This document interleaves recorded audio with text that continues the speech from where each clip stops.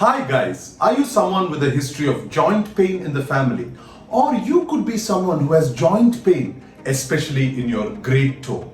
Or it could just be that after a party when you have meat or you drink a lot of alcohol, you get joint pain in your great toe. If you have any of these three symptoms, then you have come to the right place, as today we are going to talk about gout. I am Dr. Santosh Jacob, orthopedic surgeon and regenerative medicine specialist from the city of Chennai, Tamil Nadu, India. I specialize in bone and joint diseases, and most of my work involves fixing fractures in ligaments and restoring old joints. Regenerative orthopedics, though, is a super specialty of orthopedics where we use your body's own healing cells to treat injured ligaments, tendons, bones, and cartilage. It also rejuvenates any injury you have. I also believe that information about a disease is the first step you take to conquer any disease, and I am here to help you do just that. So today, let us go straight into gout. Now, how does gout happen?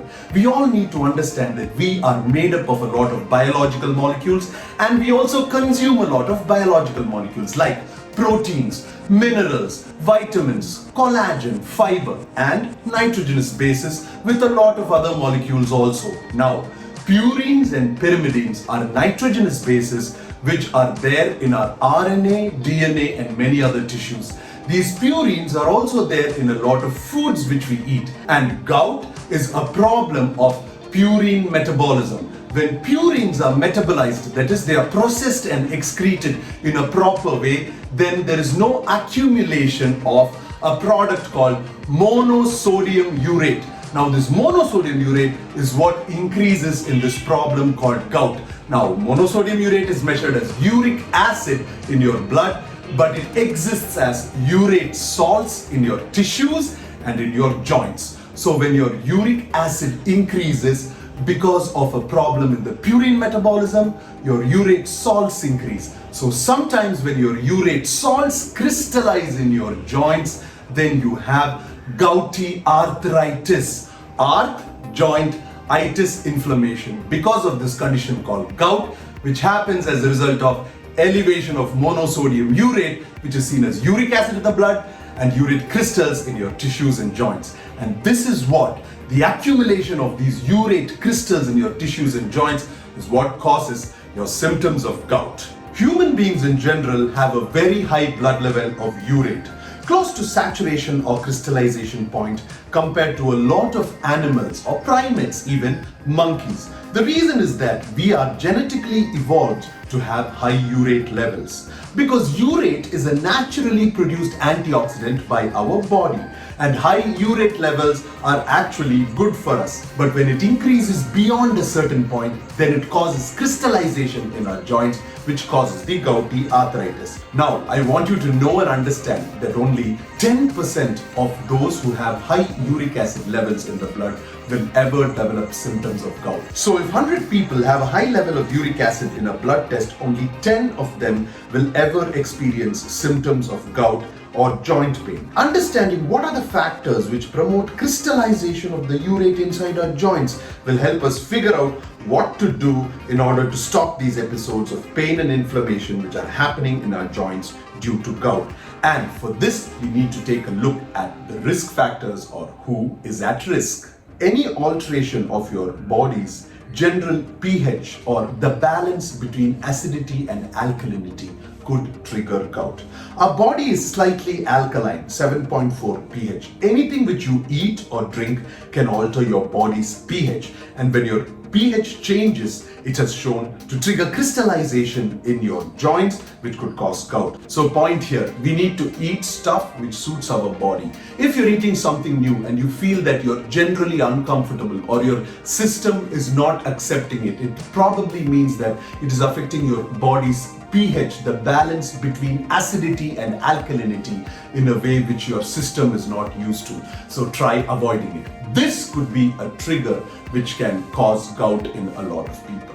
Purines are found in high concentration in meat products and internal organs like liver, kidney, anchovies, sardines, herring, mackerel, game meat, and beer. Anything which is made from yeast could increase your urate levels. Apart from that, vegetables, asparagus, cauliflower, spinach, mushrooms, green peas, beans, wheat bran and oatmeal. Also, high fructose foods, any processed food which has a lot of sugar, check the label if there is an increased cornstarch or fructose in that, and if so, that could also increase your gouty episodes. So if you like what you saw till now, do consider subscribing and also press the notification button so that you could get such regular updates. What are the risk factors, or rather, who is at risk?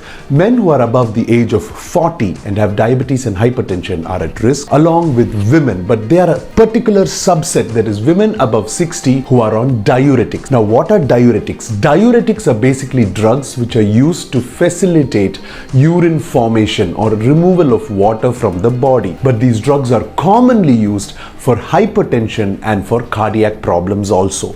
So if you are an elderly lady who is suffering from gout-like symptoms, please check if you are having any diuretics in your diet. Obesity, atherosclerosis, a general lethargic lifestyle and lack of exercise has been found to have a general correlation with gouty symptoms. Diet modification or trigger avoiding is a very important way in which you can avoid your gouty attacks. So please note what you are eating and how it is affecting your symptoms the next day. And if so, check if one of the food items has a high purine level, and if it does, avoid it. How do we go about treating gout? There are a few things which you can do before you take help from a professional.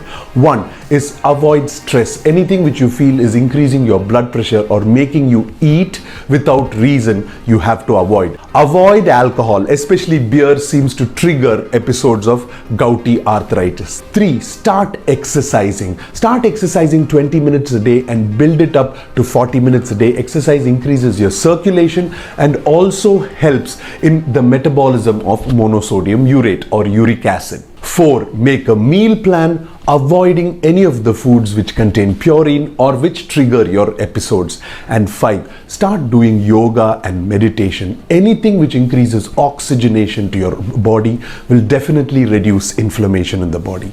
Apart from that, if in spite of doing all this, your pain is increasing or you're having episodes, there are a lot of medications which your orthopedic surgeon can advise that you can take to prevent these episodes from happening. Even in spite of the medications, if your pain is increasing, then we can inject a steroid into your joint, which again I do not advocate, but you can inject platelet rich plasma which has very similar effects to steroids but is harvested from your own body and does not have any side effects.